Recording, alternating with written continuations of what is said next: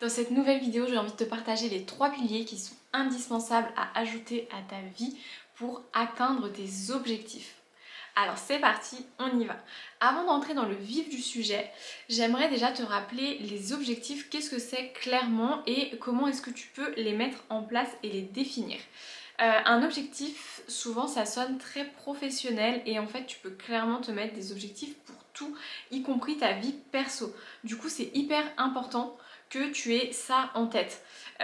Tu peux te fixer un objectif de partir en voyage, tu peux te fixer un objectif de perte de poids, tu peux te fixer un objectif de couple, tu peux te fixer un objectif de routine, de prendre soin de toi. Vraiment, tu peux te fixer des objectifs pour tout. Ce qui est juste hyper important, c'est que tes objectifs soient hyper précis. J'avais déjà fait une vidéo, il me semble, sur comment fixer des objectifs. Je te la remets par là, comme ça tu pourras aller la voir. Ce que je te propose aussi, c'est de te mettre un petit workbook en description avec comment définir tes valeurs et comment te fixer des objectifs que tu vas atteindre. Comme ça, tu pourras avancer et voir comment est-ce que tu peux faire. N'hésite pas du coup si tu as des questions par rapport à ça à m'envoyer un petit message sur Instagram, lien dans la description également, ou à laisser un commentaire. Du coup voilà, les objectifs c'est vraiment hyper important pour du coup avancer dans sa vie, te développer personnellement et mettre en œuvre des choses au quotidien pour aller les atteindre. Et selon moi, tu as besoin de ces 3 piliers dans ta vie pour atteindre n'importe quel objectif, quel qu'il soit. Le pilier numéro 1, c'est l'alimentation. Ton alimentation est hyper importante, elle est même primordiale. C'est elle qui va t'apporter tes minéraux, tes vitamines, des nutriments, ton énergie, c'est clairement ton fuel, le fuel de ton corps pour avancer au quotidien, qui va te permettre de marcher, de te déplacer, de penser. C'est vraiment hyper important que tu soignes ton alimentation. Aujourd'hui, par rapport à avant, on n'a pas forcément tous les nutriments nécessaires dans notre alimentation, toutes les vitamines, puisque les fruits et légumes qu'on mange sont moins riches et souvent on mange beaucoup de produits transformés. Du coup, mes conseils par rapport à ça, c'est de limiter au maximum les produits ultra transformés et de réaliser dans la mesure du possible ce que tu peux faire toi, d'acheter tes légumes, de les cuisiner toi. Après, moi un truc que j'utilise souvent, c'est les surgelés. Les surgelés Picard par exemple, mais en légumes bruts, et ensuite c'est moi qui les cuisine. Mais déjà t'as pas la phase d'épluchage, la phase de découpage, etc. Ça peut être une solution, une alternative pour gagner du temps. Mais dans la mesure du possible, essaye de consommer du 100% fait maison. Bien sûr, je ne consomme pas que du 100% fait maison, mais c'est un conseil qui s'applique aussi pour moi. Là récemment, j'ai décidé de recommencer à faire ma pâte de ma pâte brisée pour mes quiches maison, parce que jusqu'à maintenant je les achetais parce que c'était un gain de temps pour moi et finalement c'est pas très compliqué à faire et c'est plus... Enfin il n'y a que 3 ingrédients du coup à l'intérieur, je sais ce qu'il y a dedans et voilà, et c'est meilleur, on va pas se mentir. Donc voilà, vraiment allez, vas-y petit à petit, par contre n'entreprends pas des changements énormes du jour au lendemain. Si aujourd'hui tu manges ultra transformé, vas-y vraiment pas à pas. Et du coup, comme je disais, aujourd'hui dans nos nutriments, enfin dans notre alimentation, on n'a pas forcément tous les nutriments nécessaires. Donc pour ça, tu peux aussi te supplémenter. C'est hyper important parce que parfois on peut manquer de vitamines, de minéraux, de nutriments qui font qu'on est plus fatigué, qu'on est moins motivé, qu'on n'a pas envie de se lancer le matin, qu'on a une petite phase de déprime. Tout ça, oui, ça peut être lié à des choses qui manquent dans ton alimentation, à des neurotransmetteurs, à des molécules chimiques qui font que ça entraîne tout ça. Donc c'est hyper important de cibler un petit peu ce qui te manque. Enfin, pas ce qui te manque, comment tu te sens, tes ressentis, et d'en parler avec un professionnel, avec un pharmacien ou préparateur en pharmacie à la pharmacie, avec ton médecin, avec pourquoi pas une naturopathe qui saura aussi t'aiguiller. Mais c'est important en tout cas d'en parler avec quelqu'un pour qu'il puisse t'aiguiller vers les bons nutriments, les bons compléments alimentaires pour te supplémenter. Et c'est important de le faire, surtout en tant que femme. Bien souvent on manque de fer, donc attention, on ne se supplémente pas en fer sans analyse, parce que pas assez de fer c'est pas bon, mais trop de fer c'est pas bon non plus. Donc si vous avez déjà fait des analyses, que souvent vous êtes en manque, vous avez peu de risques à prendre du fer sans faire d'analyse.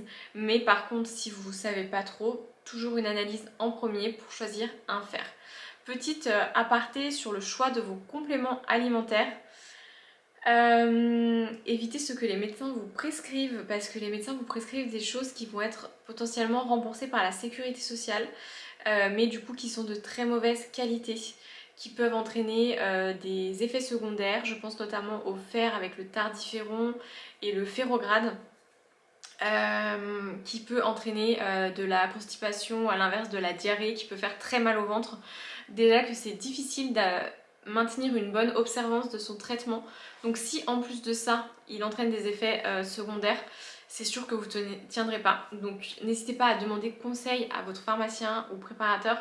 Il saura vous aiguiller. Si vous avez des questions en tant que préparatrice, je peux aussi vous répondre. N'hésitez pas à laisser un petit commentaire. J'ai des marques un peu chouchou, des marques phares que je pourrais vous conseiller pour vos compléments alimentaires. Donc voilà pour le côté alimentation.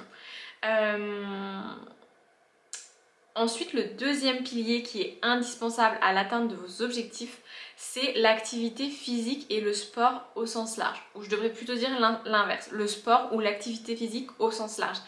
La sédentarité, elle est responsable de nombreux maux dans notre société actuelle. Entre l'ultra transformé et la sédentarité, le fait qu'on bouge moins, qu'on soit plus statique, assis derrière un bureau, fait que on a plus de risques de développer des maladies.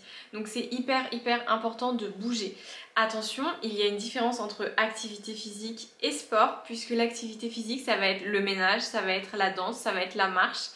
C'est vraiment tout ce que tu peux faire de manière simple au quotidien, dans ta vie quotidienne en fait. Donc c'est hyper important d'en intégrer à ton quotidien, parce que je vais vous donner un exemple avec moi et une amie. Moi je vais vraiment au sport presque tous les jours, mais du coup je fais 1 heure intense et ensuite je ne fais plus rien. Je suis soit assise dans le canapé en train de vous enregistrer des vidéos, ou soit derrière mon ordi en train de bosser, en train de coacher des femmes, et donc finalement je suis hyper sédentaire. Alors que j'ai une amie qui va peu au sport, mais par contre, elle va au boulot à pied, elle marche pendant sa journée, elle fait du vélo pour aller au travail aussi. Et donc finalement, elle a une vie active qui est beaucoup plus développée que moi. La journée, elle est aussi derrière son bureau, mais tous ses déplacements, elle les fait au maximum à pied ou en vélo. Donc finalement, elle a une meilleure activité physique que moi. Donc il faut vraiment réussir à intégrer les deux à votre quotidien. Pour ça, par exemple, moi ce que je fais, c'est soit d'essayer de se garer plus loin quand vous allez quelque part, de ne pas prendre l'ascenseur et de prendre l'escalier. Moi j'essaye de descendre à la salle de sport à pied parce que je peux le faire, c'est pas très loin. Donc j'essaye de faire ça pour me faire bouger un peu. Voilà, des petites astuces. Et pourquoi est-ce que je pense que c'est primordial pour atteindre tes objectifs? Parce que l'activité physique va aussi sécréter certaines hormones, certains neurotransmetteurs, et qui vont te permettre de sécréter notamment de la dopamine, qui va te permettre d'avoir cette sensation d'être heureux, une bonne sensation de fatigue aussi, qui va faire que tu auras un meilleur sommeil et donc que tu te sentiras moins fatigué, que tu te sentiras mieux le lendemain. Ça va aussi te permettre d'être moins stressé, d'évacuer et donc d'aller plus facilement vers tes objectifs, puisque tu seras dans un état d'esprit beaucoup plus serein. J'ai l'impression de parler super vite, je suis désolée si c'est le cas. Je vais essayer de me calmer. Donc voilà, l'activité physique pour moi vraiment hyper importante dans tout. Encore une fois, c'est tes objectifs qui vont définir quelle habitude tu vas mettre en place. Donc tu vas intégrer ces 3 piliers, il y en manque un, dans ton quotidien. Mais l'habitude que tu vas mettre en place va vraiment dépendre de ce que toi tu veux atteindre comme objectif. Par exemple, la marche, on est d'accord que tout le monde devrait l'intégrer à ses habitudes. Mais les 3 séances de sport par semaine, pourquoi ? Pourquoi t'infliger ça si t'as pas d'objectif de perte de poids, si ton corps te plaît très bien aujourd'hui et si tu n'aimes pas ça et que tu ne vois pas l'intérêt ? Ça sert à rien parce que tu tiendras pas dans la durée, tu vas te sentir nul, tu vas déprimer, ça va être baisse d'estime de soi, enfin ça ne sert à rien. Donc vraiment prends ton objectif et vois de quoi est-ce que tu as vraiment besoin. Oui, le sport c'est important, mais plus que ça, l'activité physique, le fait d'aller marcher, d'aller juste de bouger, vraiment.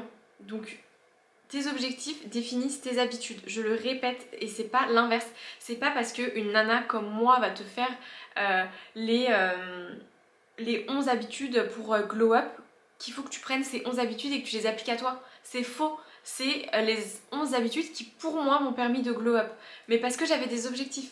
Quelles sont tes habitudes à toi qui vont te permettre de glow up en intégrant ces 3 piliers? Et d'ailleurs, on passe au troisième pilier. Le troisième pilier, c'est le mental, l'état d'esprit, le mindset, comme on peut dire en anglais. C'est comment est-ce que tu te sens mentalement et comment est-ce que tu vas pouvoir prendre soin de toi. Le fait d'avoir un mindset, un état d'esprit qui est positif, ça va te permettre d'aller atteindre tes objectifs, d'essayer de te motiver, de voir le positif, de voir ce qui est bénéfique pour toi et ce qui te permet d'avancer. C'est hyper important. Pour ça, pour travailler un peu ce mindset, ce côté état d'esprit positif, il y a plusieurs choses que tu peux faire.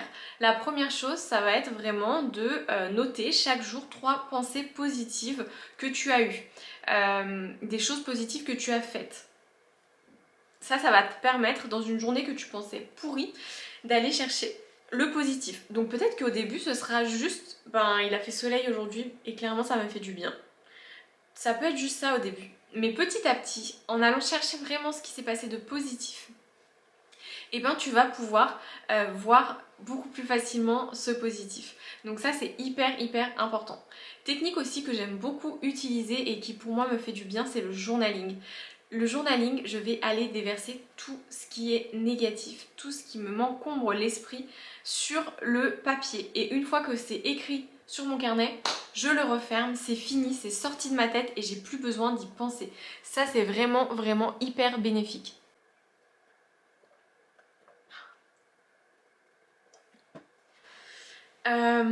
Qu'est-ce que tu peux faire d'autre pour cultiver un état d'esprit positif? Ça peut être aussi d'investir sur toi-même avec des lectures de choses positives, des lectures de livres autour de l'estime de soi. Si tu veux que je te partage, j'ai fait une liste des 50 livres sur le développement personnel, tout ça. N'hésite pas à me mettre un petit commentaire et je t'enverrai ça. Ou à me contacter via Instagram, le lien est dans la description comme je te le disais plus tôt. Tu peux aussi rejoindre un accompagnement de coaching. Par exemple, je te propose un accompagnement vraiment 360 où on va vraiment aller travailler sur ces 3 piliers là. Donc ça peut être quelque chose qui va te permettre de cultiver ta positivité, d'aller aussi challenger tes croyances et qu'est-ce qui fait qu'aujourd'hui tu n'arrives pas à avancer. Voilà, tu peux vraiment venir... il y a plusieurs façons de travailler ta positivité, de travailler ton mindset et ne serait-ce que regarder ces vidéos, ça te permet déjà de travailler ton mindset, clairement. Voilà pour le troisième pilier. Du coup, pour te rappeler les 3 piliers, il y a l'alimentation, le sport ou l'activité physique au sens large et l'état d'esprit. Ces 3 piliers sont vraiment, selon moi, indispensables pour l'atteinte de tes objectifs.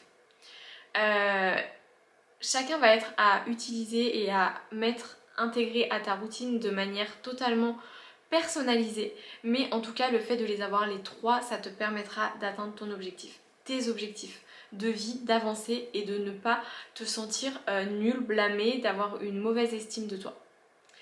N'hésite pas à me laisser un commentaire pour me partager ton ressenti, ce que tu penses. N'hésite pas à laisser un petit like si tu as aimé la vidéo. Si tu l'as pas aimé, n'hésite pas à me dire pourquoi, qu'est-ce qui t'a dérangé aussi et de quoi est-ce que tu aimerais que je parle. N'hésite pas à t'abonner pour ne pas rater les prochaines vidéos et en attendant je te souhaite une belle journée, soirée ou que sais-je et je te dis à très vite.